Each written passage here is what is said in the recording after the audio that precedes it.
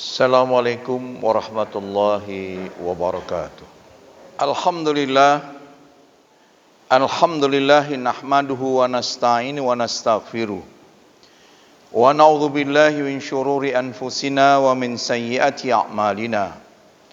May yahdihillahu fala mudhillalah wa may yudlilhu fala hadiyalah.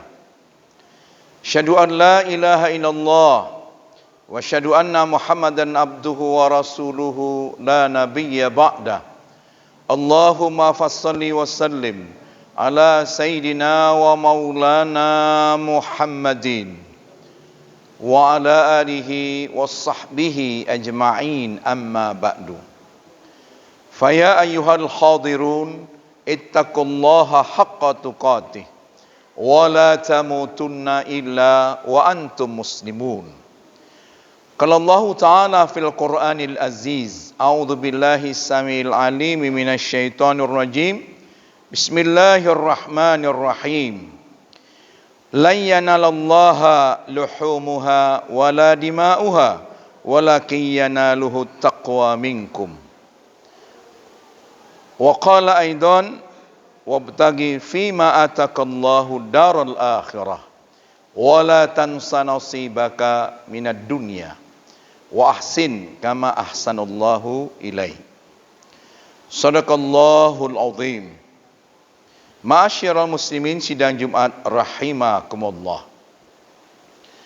Bersyukur kepada Allah Subhanahu wa taala di tengah pandemi yang memuncak. Rumah sakit DKI 85% sudah hampir penuh. Depok, Jawa Barat, bahkan seluruh Jawa, Sumatera dan Kalimantan merah semua dengan kemasukan varian baru, virus baru dari Afrika Selatan, Inggris dan India.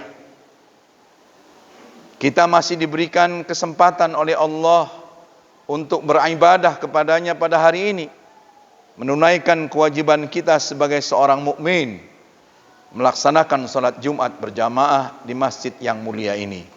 Semoga Allah Subhanahu wa taala menetapkan kita sebagai hamba-hambanya yang istiqamah dalam beribadah kepadanya, dan ditetapkan kita selalu sehat wal afiat sehingga kita dapat beribadah secara optimum di hadapan Allah Subhanahu wa taala. Amin ya rabbal alamin. Salawat dan salam mudah-mudahan tetap tercurah kepada baginda Rasulullah Muhammad sallallahu alaihi wasallam beserta keluarganya, para sahabatnya dan orang-orang yang setia mengikuti jejak langkah beliau. Semoga kita yang hadir di sini tanpa kecuali dimasukkan oleh Allah ke dalam golongan hambanya yang gemar menghidupkan sunnah-sunnah Rasulullah Muhammad sallallahu alaihi wasallam. Yang dengan itu mudah-mudahan di akhirat kelak Allah Subhanahu wa taala mengizinkan Nabi besar Muhammad sallallahu alaihi wasallam memberikan syafaat kepada kita semua. Amin ya rabbal alamin. Ma'asyiral muslimin sidang Jumat rahimakumullah. Sejarah kurban itu sesungguhnya sudah ada. Dimulai dari bapaknya manusia Nabiullah Adam alaihissalam, yang ketika terusir kemudian bertemu dengan istrinya Siti Hawa, melahirkan anak kembar dua, Qabil dengan Iklimah, kemudian Habil dengan Labudda. Lalu atas perintah Allah untuk berlangsungnya generasi manusia, diperintahkan oleh Allah Subhanahu wa taala mereka dinikahkan. Tetapi tidak boleh kembarannya menikahi saudaranya yang kembar. Tetapi diizinkan oleh Allah untuk menikah silang, yang berarti Habil dengan Iklimah, Labuda dengan Qabil. Yang takdirullah, Iklimah itu lebih rupawan, lebih cantik dari Labuda. Karena sudah jatuh hati Qabil, dia tidak mau diperintah oleh ayahandanya Nabiullah Adam alaihissalam. Di dalam Al-Quran surat Al-Ma'idah ayat 27, Allah menginformasikan, watlu alaihim naba'a bnai Adama bil haqq. Ceritakanlah kepada mereka kisah kedua putra Adam, Habil dan Qabil, menurut yang sebenarnya. Id qarraba qurbanan fataqubbala min ahadihima. Ketika keduanya mempersembahkan korban, maka diterima dari salah seorang dari mereka berdua, Habil. Jadi karena berselisih, Qabil ingin menikahi kembarannya Iklimah yang cantik, dia tidak redha, maka Allah mensyaratkan mereka mempersembahkan korban. Karena Habil yang biasa berternak, Qabil bertani, maka yang terbaik dari hasil jerih payah mereka, Habil mempersembahkan hewan yang dicintainya, hewan yang disayanginya, gemuk, sehat, dipersembahkan. Kemudian Qabil mempersembahkan tanaman yang ditanamnya, tetapi bukan yang terbaik. Singkat cerita, ada anak panah dari langit yang menerima kurbannya Habil. Apa reaksi Qabil? Id qarraba qurbanan fataqabbal min ahadihima walam yutaqabbal minal akhar qala la uqtalannak. Tidak diterimanya korban Habil, korban Qabil, maka emosi, saya pasti akan membunuhmu. Nah, ini pembunuhan pertama, korban pertama, memperebutkan manusia yang bernama wanita. Memang Allah sudah katakan, zuina linnasi hubbus syahawat minan nisa wal banin wal qanatiril muqantarat minadz zahabi wal fiddah. Dihiasi manusia itu syahwatnya, keinginannya, kecintaannya kepada lawan jenis, terutama wanita. Wal banin, keturunan, harta benda berupa emas dan perak, yang sampai hari ini juga masih unggul emas itu dan dicintai oleh seluruh manusia. Apa kata Habil atas ancaman itu? Qala innama yataqabbalullah minal muttaqin. Berkata Habil, sesungguhnya Allah hanya menerima korban dari orang-orang yang bertakwa. Nah, ini kisah yang pertama terkait dengan pengorbanan atau kisah kurban yang pertama. Yang kedua, dikisahkan Nabiullah Ibrahim alaihissalam punya istri dua, yaitu Siti Sarah dan Siti Hajar. Siti Hasara cantik, Siti Hajar hitam.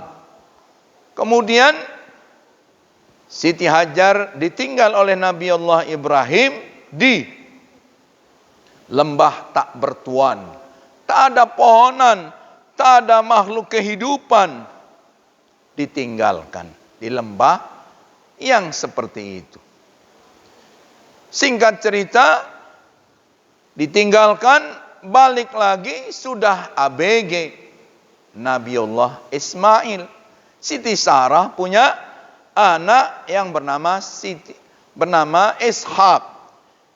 Ishak kemudian nanti berketurunan Yakub.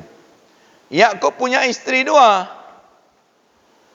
Satu istri pertamanya punya anak 10, yang satu punya anak 2, yaitu Yusuf dan Bunyamin. Nah, ke-12 anak inilah yang disebut Bani Israel.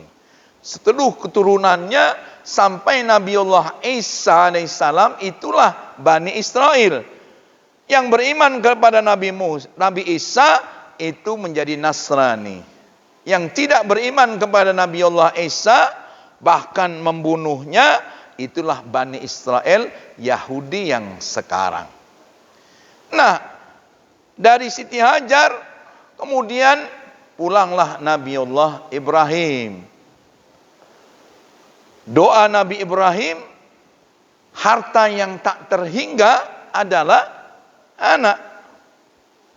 Dalam surat As-Saffat ayat 100 sampai 105 itu digambarkan begitu indahnya. Apa doa Nabi Ibrahim agar memiliki keturunan? Singkat, Rabbi habli minas salihin. Ya Tuhanku, anugerahkanlah kepadaku seorang anak yang termasuk orang-orang saleh. Dikabulkan seluruh keturunan Nabi adalah keturunan Nabi Ibrahim adalah para nabi. Minas salihin.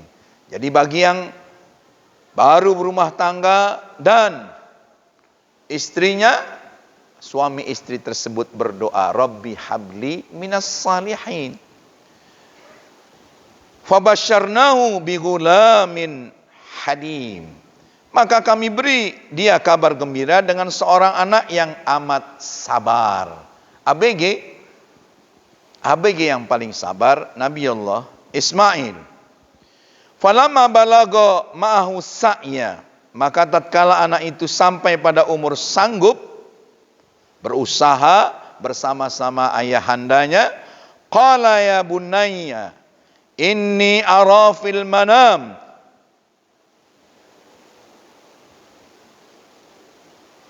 Ibrahim berkata, hai anakku, sesungguhnya aku melihat dalam mimpiku. Anni adbahuka fanzur madza tara. Bagaimana pendapatmu? Karena dalam mimpi itu aku menyembelihmu. Jadi Nabi Ibrahim mimpi 3 kali. 3 kali itu adalah perintah Allah untuk menyembelih anaknya. Bayangkan, anak dari bayi merah ditinggal ayahandanya, kemudian sudah ABG ketemu, disembelih. Diperintah oleh Allah. Berat. Nggak ketemu sekian lama, sekian tahun, perintahnya menyembelih. Masya Allah. Ayah macam apa itu? Sah-sah saja Siti Hajar bersama Nabi Allah Ibrahim, kemudian mengikat malam-malam Ismail, kemudian menggoroknya. Tapi itu tidak dilakukan. Dia berdialog. Ayahmu bermimpi menyembelih kamu. Bagaimana pendapatmu? Subhanallah. Bagaimana reaksi anak sekarang? Jika ayahnya baru ketemu, siapa itu mak? Ayahmu. Mau menyembelih, kira-kira seperti apa? Subhanallah. Didikan anak dari ibunda yang salihah melahirkan kata-kata yang indah. Satajiduni insyaallah minas sabirin. Dia Ismail menjawab, wahai ayahku, laksanakanlah apa yang diperintahkan Allah kepadamu. Insyaallah engkau akan dapati aku termasuk orang yang sabar. Falamma aslama wa tallahu lil jabin. Tatkala keduanya telah berserah diri, Ibrahim membaringkan anaknya di atas pelis-pelisnya dan melaksanakan perintah Allah. Jadi sudah mau digorok. Apa tiba-tiba dari langit terdengar suara, wa nadainahu ayya Ibrahim. Dan kami panggil dia, kata Allah, wahai Ibrahim, qad saddaqta ru'ya. Sungguh engkau telah membenarkan mimpimu. Inna kadzalika najzil muhsinin. Sungguh demikian kami memberi balasan kepada orang-orang yang berbuat baik.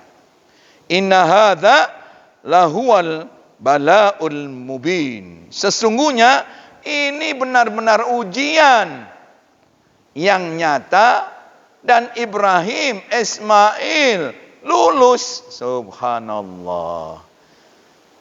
Ma'asyiral muslimin sidang Jumat rahimakumullah. Asal kita adalah dari surga. Karena iblis laknatullah. Wa id kunna lil malaikati isjudu li adama fasajadu ila iblis aba wastakbara wa kana minal kafirin. Karena gara-gara iblis yang tidak mau sujud kepada Adam, dia sombong, diciptakan Allah dari api, kemudian Adam dari tanah, dia tidak mau hormat. Sementara para malaikat sujud sebagai penghormatan. Aba wastakbara, dia sombong. Sombong memakai selendang Allah. Maka Allah keluarkan dari surga. Tunggulah ya Allah. Kemudian sampai hari dibangkitkan. Enggak dimatikan. Sesungguhnya engkau adalah yang ditangguhkan, kata Allah.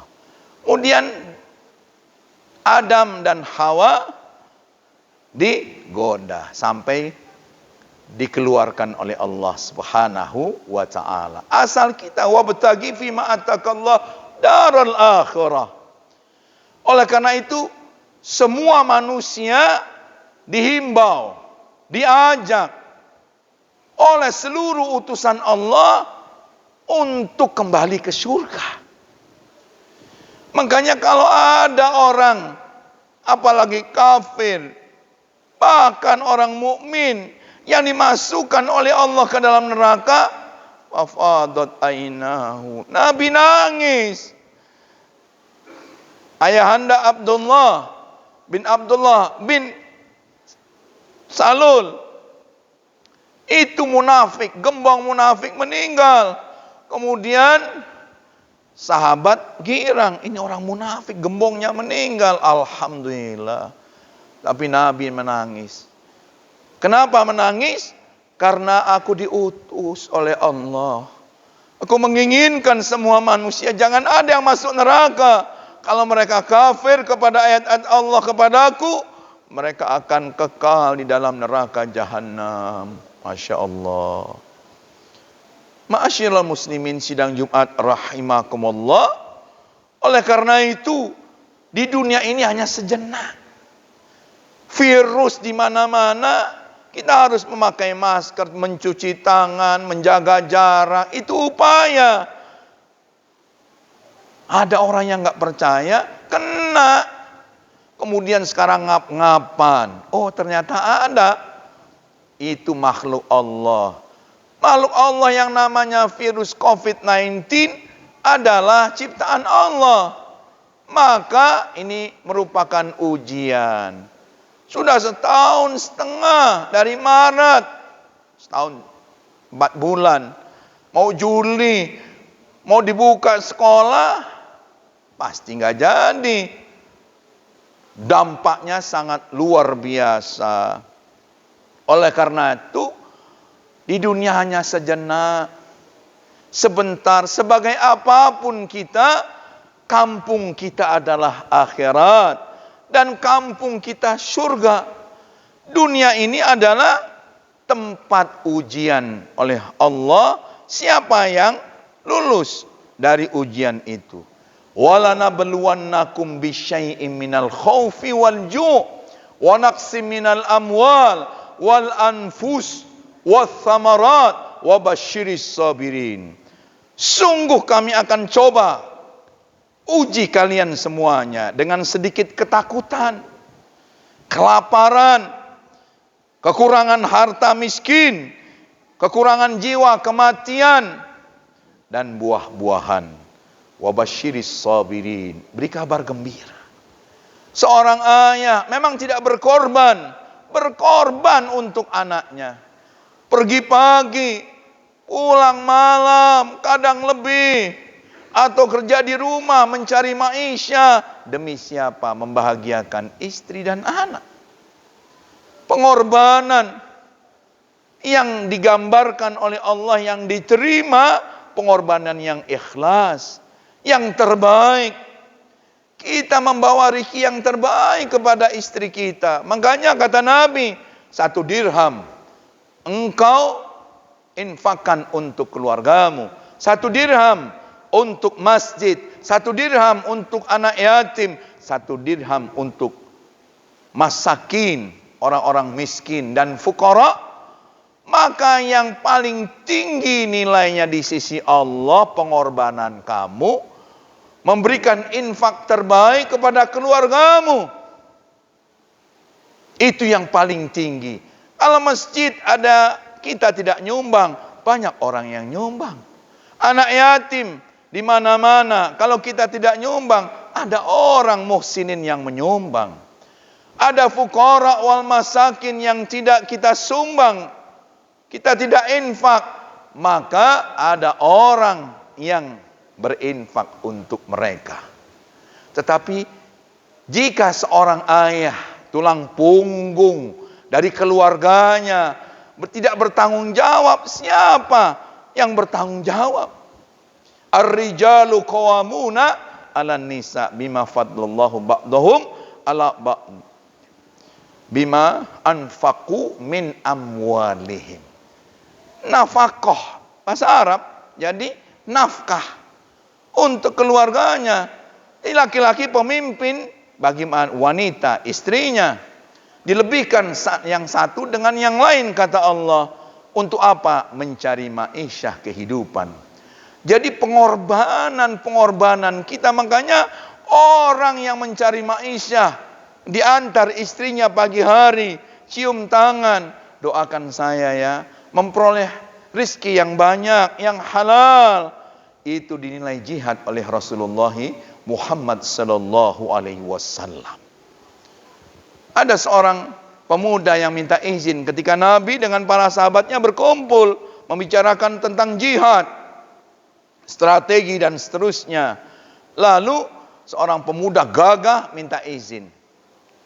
Wahai Rasul, saya minta izin tidak ikut rapat denganmu, tidak mendengarkan strategi perang yang akan kau informasikan, karena saya ada pekerjaan yang belum selesai. Diizinkan oleh Nabi.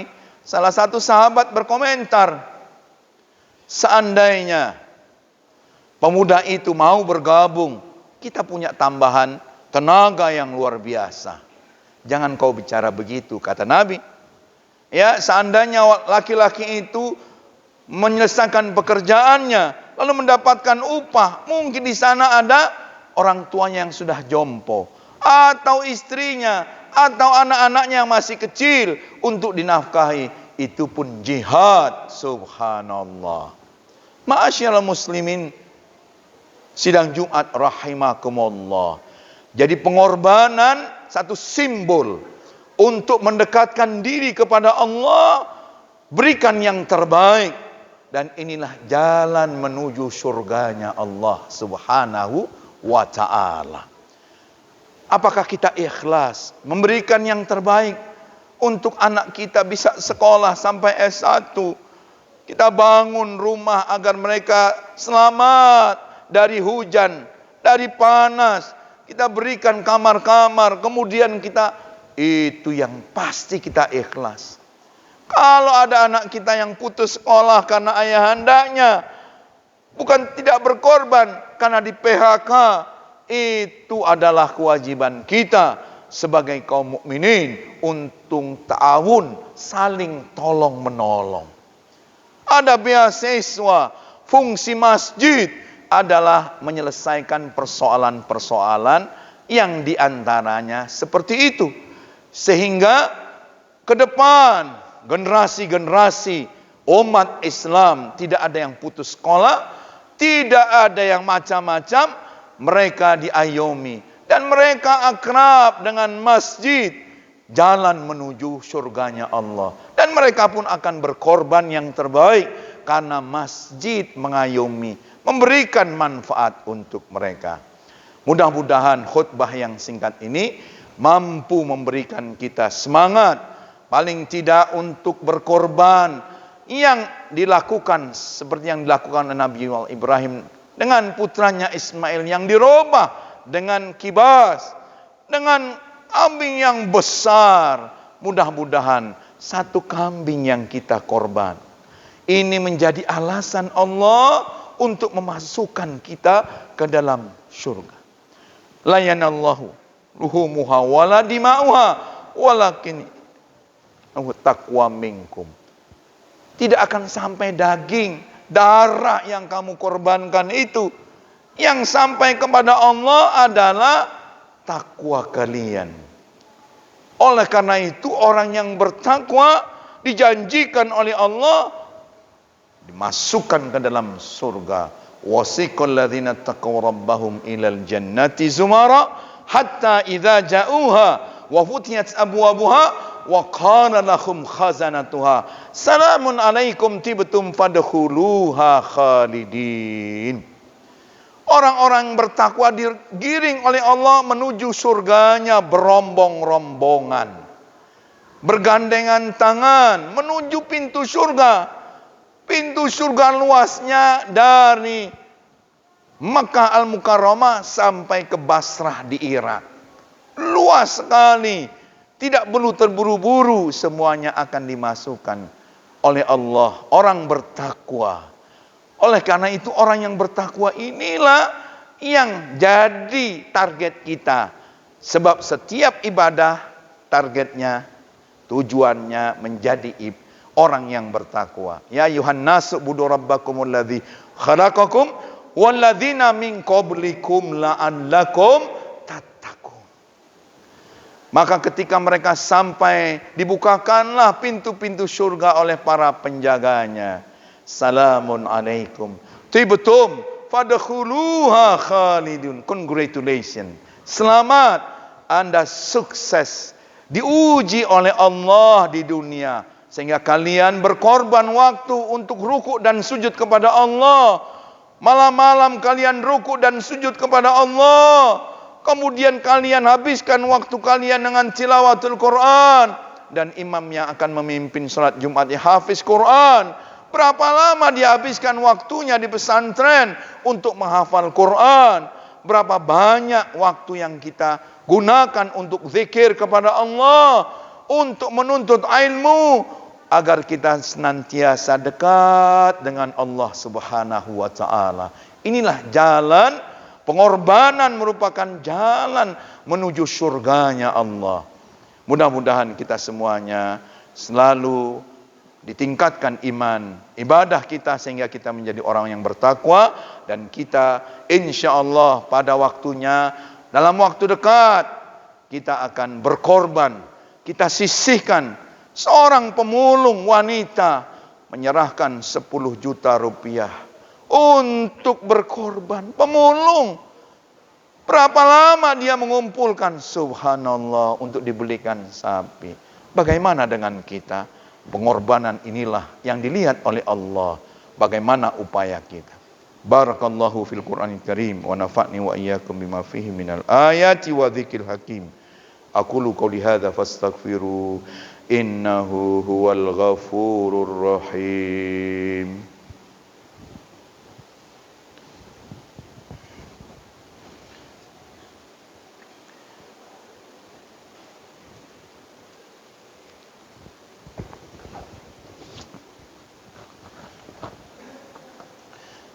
Alhamdulillah, alhamdulillahilladzi arsala rasulahu bil huda wa dinil haqq liyuzhirahu 'alad dini kulli wa kafa billahi syahida. Asyhadu an la ilaha illallah wa asyhadu anna Muhammadan abduhu wa rasuluhu la nabiyya ba'da. Allahumma fassalli wa sallim ala sayyidina wa maulana Muhammadin wa ala alihi wa sahbihi ajma'in, amma ba'du.